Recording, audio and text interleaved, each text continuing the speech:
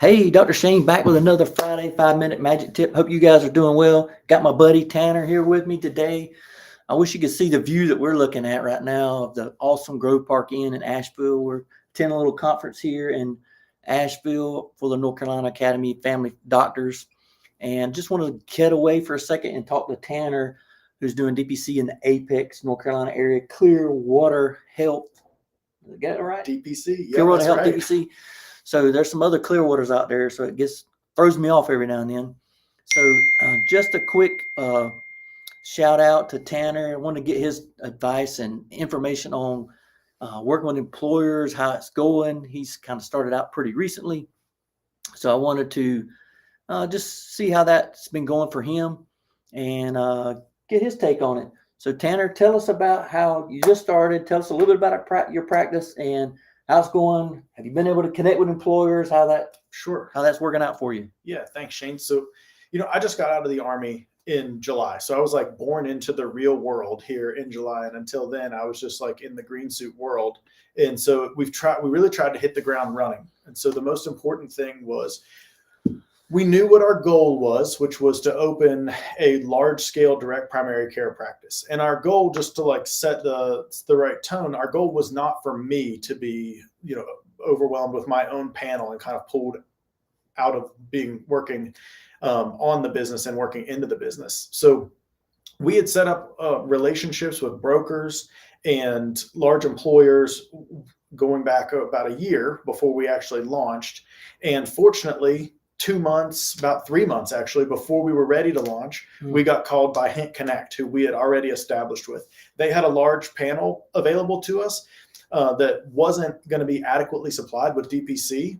The problem was it was an hour and a half away from my current location. Wow. And so, the only answer that I could really give them, because I wanted to start off fast, was yes. So I started we didn't have time to recruit a physician or get somebody else started or anything like that. So kind of the opposite of what our plan was what happened. So I would say the most important thing is just being flexible.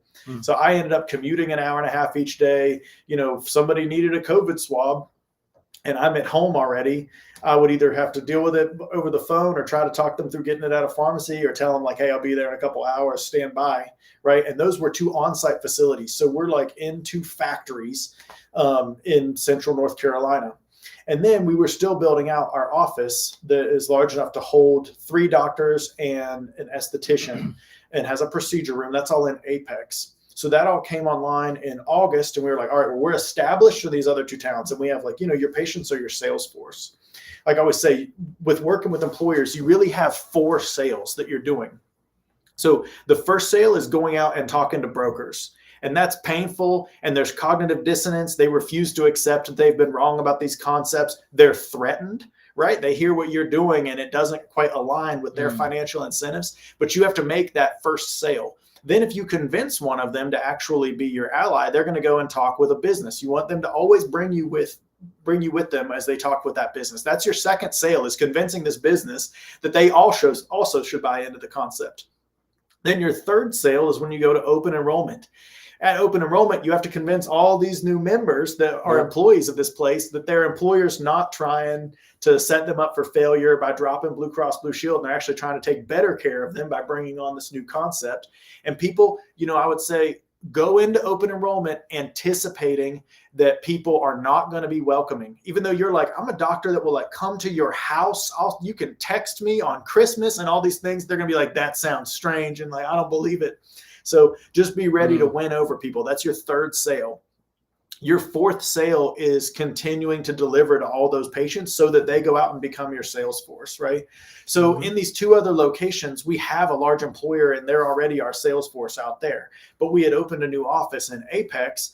And it's all right, well, how do we get established here now? We don't have Hint Connect calling. Nobody else even knows about us here. Rent is expensive. We're in an expensive location and we have enough space for 3 doctors, maybe 4, right? So we ain't bashful about paying our rent. And so we had to have a plan. So what we did was I met with every broker that I could find on the Health Rosetta website. And I was like, hey, listen, this is me. I'm a DPC in the area. I'm bringing on enough inventory that you can actually fill panels. Because another thing that they're always worried about as a broker is that they'll go to one of their large employers and they'll sell DPC.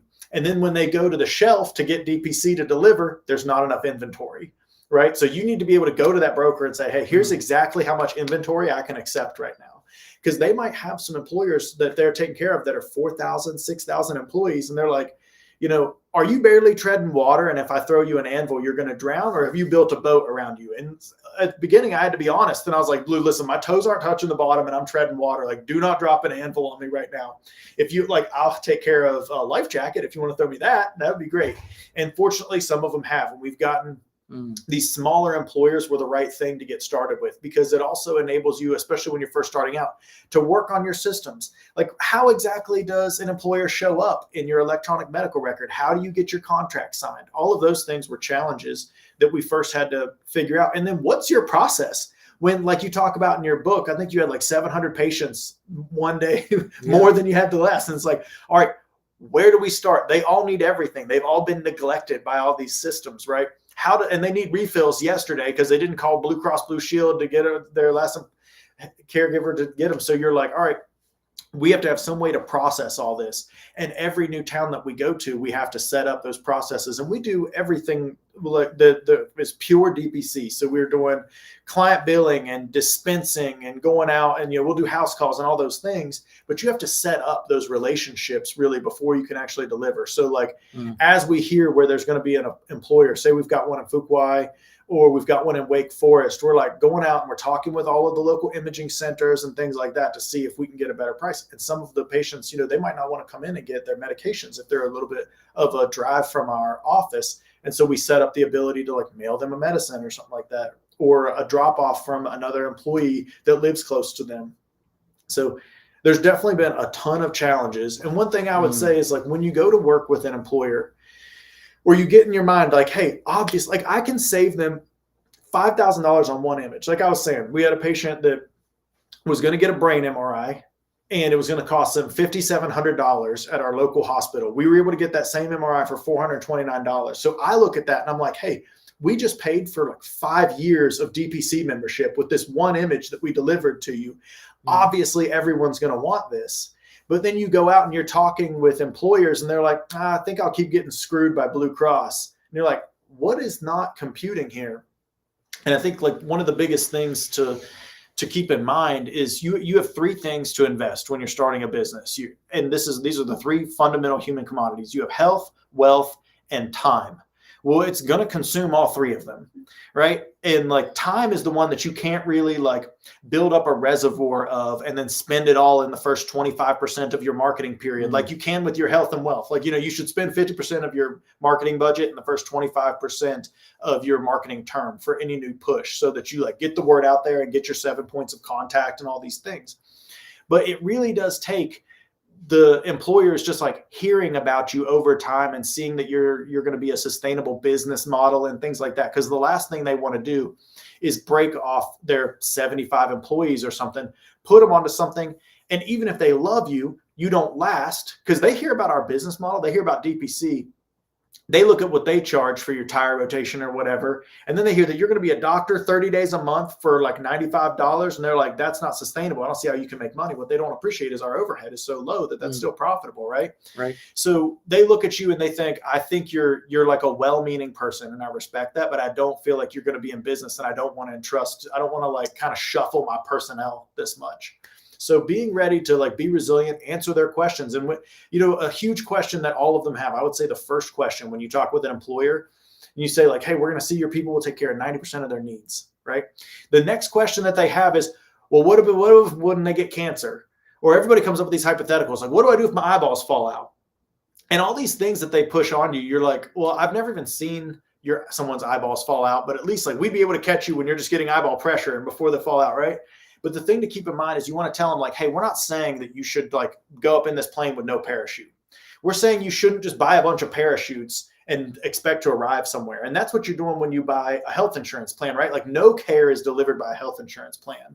So like you would invest a ton of money in this health insurance plan, no care is actually delivered. What you need to do is have a plan for a backstop. Something's going to happen. One of your people is going to get in a car wreck and need to go to the ER, right? So like plan for how you're going to do that. And it should be like a high deductible plan married up with DPC. And there's a bunch of really creative ways to do that, and a bunch of like very innovative systems, with health shares and all this stuff to be able to set that up. And even like we've been talking about this morning, the premium tax credit, where if somebody makes less, if they're employees that make less than $180,000 a year, the federal government is giving them a subsidy that they're just wasting if they're not putting their employees on it. So helping them understand and be more creative with the way that they approach their health benefit, and not trying to tell them like, hey, we're going to replace everything. You say, we're going to give your employees a better experience. We're going to take better care of them. We're going to take care of 90% of their needs, but you still need to have a plan for emergencies. And that's what insurance is for, large unforeseen expenses. And so you really need to be like their expert healthcare consultant when you go in there. They've never talked with a doctor at open enrollment before. And you need to be able to sit there and give them the nod or the head shake whenever things are being said and say like, yeah, that actually is true, or that actually is a good investment, or that's not a good investment. This isn't true. But it's a long game. I think employers probably take like 2 to 3 years to make their decisions. For sure. And depending on when you start in the year. So if you want to work with employers, you need to anticipate that like the late September through December 1st is going to be a mad dash, as they're all making their decisions for what they're going to do with open enrollment and their next year's health plan. So you need to be on them like white on rice, telling them about DPC, tell them what you could do, make them feel like they'd have to be a fool to choose anything other than DPC, and explain to them why they should never direct their employees into a fee-for-service clinic, because those people are referrologists that get paid to make healthcare more expensive than it actually should be. So help them understand all that. And then if they choose not to, they can't say they didn't know. They made a bad decision at that point. And so then like you can be like, hey, stay in touch with us and let us know how it goes this year. And you can even be like, we can do an assessment for you and see if we could get you these medications for less money, or see if we could have taken better care of your people, and then follow up with them, follow up. That's the key. Is really, stay in touch. Yeah. That's a lot of information. That's good stuff. Sounds like you've been reading some books or something. I read a book by a guy. Yeah.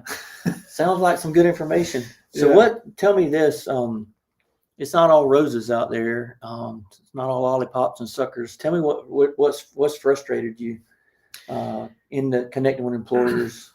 The most frustrating thing has been just how insanely difficult it is to make them actually close.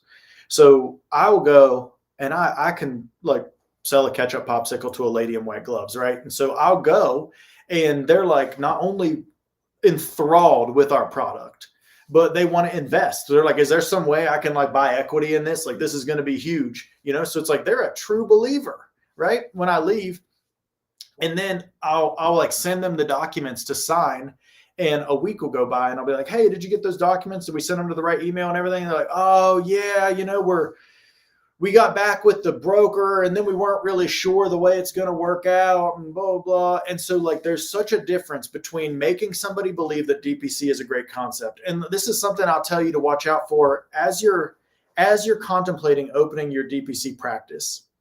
Do not consider people thinking DPC is an obvious and great answer and the best idea they've ever heard to be equivalent to people are going to sign up for your practice. Okay. Because like, people will like have an epiphany about DPC and then ignore it and go pay a $1,500 a month premium like I was telling you yesterday, we had a patient that left us because she couldn't get out of her health insurance, which she's paying a $1,500 a month premium for her health insurance. She uses DPC all the time. She loves her doctor, right? She could pay for over a year with every monthly premium she's paying to Blue Cross Blue Shield. And when we asked her why, we did like a great exit interview, because we try to do like we try to let them leave so that they're going to come back. We want it to be a revolving door, like welcome them out of the practice is what we do. So as she was leaving, we're like, what else could we have done for you? Is there anything that's going to make it better for you next time? All this. And she's like, well, I saw DPC as an indulgence, but I have to have health insurance. And like, as we tried to educate her on how to like decrease her health insurance burden and all this stuff to remove primary care for it, because she's only paying $100 a month for primary care, she just like couldn't quite wrap her mind around how exactly she would do that. And she actually went to some of her other doctors, and she was like, hey, if I opt for this healthcare marketplace plan, would you still take my insurance? And they were like, no. And it's like, so she chose to stay with doctors who would abandon her if she didn't have the right card, and leave us, who she sees twice a week and texts, before work hours and stuff like that. So it's going to be frustrating when you're dealing with employers and you're like, you guys have bought, you believe in this. Why are you not closing? And then it's going to be frustrating even when you're dealing with their employees. And a lot of their employees sometimes, they kind of got dished the plan, and they come in and they're like, they're angry about healthcare in general, and they still think that you're part of it. And so they come in a little bit standoffish sometimes, and you win them over. That's easy to do in DPC because you can work the miracles for them.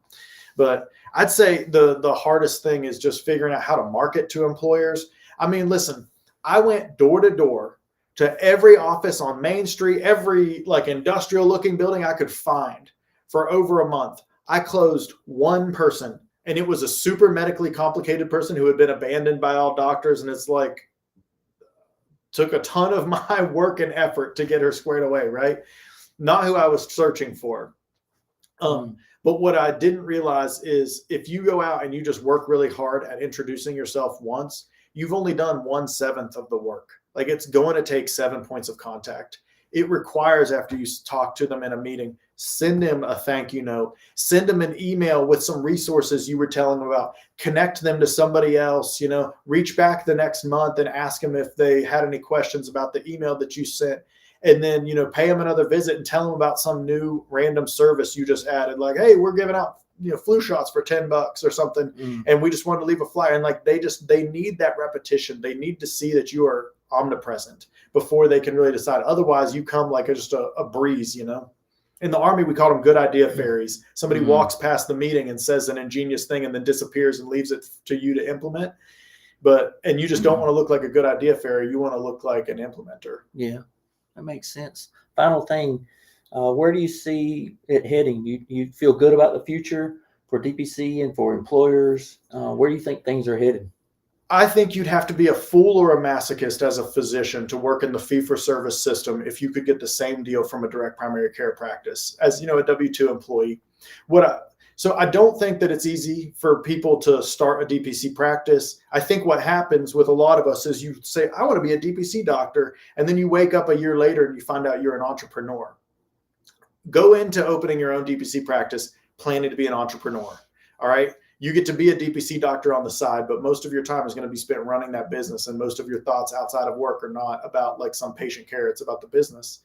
So, but having said that, there's more of us practices that can now employ doctors, and we can offer them a better lifestyle and more money and the opportunity to be a better doctor. And that's what I always say, doctors that are interested in DPC get an offer, right?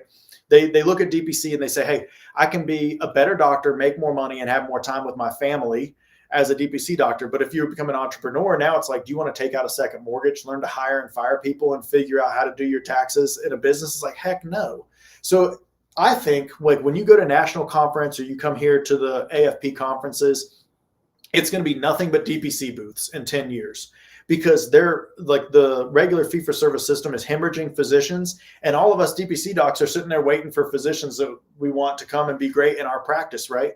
So if nothing else, it would be a non-consensual switch. That's number one. Number two is as more and more patients who are our sales force, as the people that we're already serving, as they find out about us, they will tell their friends, and we will become the new standard in medicine. As we get out there and we continue delivering good care, that's just going to become what people expect. And when somebody tells a story like my patients tell all the time, I couldn't see my old doctor for 26 days if I had a sore throat or something. A story like that will become craziness before a few years. Us DPC doctors going out and telling our lived experience and kind of testifying to other doctors like we're doing here at the NCAFP conference will make them realize what's available and then hopefully help us recruit more family physicians. So what we need is to be able to provide womb to tomb care.